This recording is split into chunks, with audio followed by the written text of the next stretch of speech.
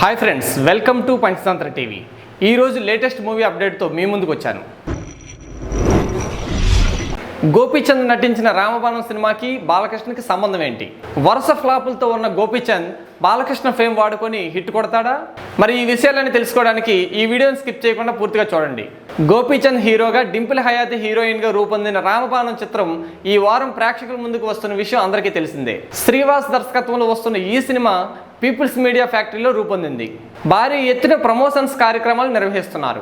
ఈ సినిమాకి టైటిల్ని బాలకృష్ణ సూచించారంటూ మీడియా సమావేశాల్లో మరియు ఇంటర్వ్యూలో గోపీచంద్ పదే పదే చెప్పుకుంటూ వస్తున్నారు.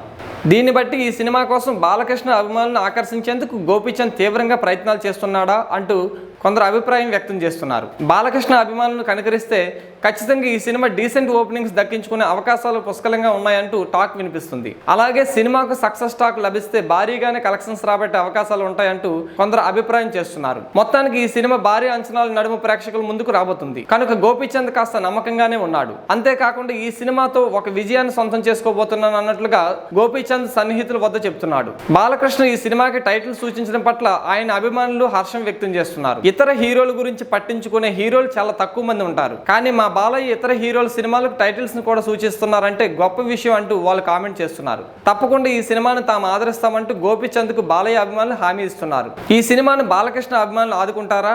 ఆ తర్వాత ఈ సినిమాకి కలెక్షన్లు ఎలా వస్తాయి అనేది తెలియాల్సి ఉంది. మరి ఈ సినిమాకి సంబంధించిన విషయంపై మరింత క్లారిటీ కోసం మరికొన్ని రోజులు వెయిట్ చేయాల్సిందే. Thank you for watching. Please subscribe to our channel.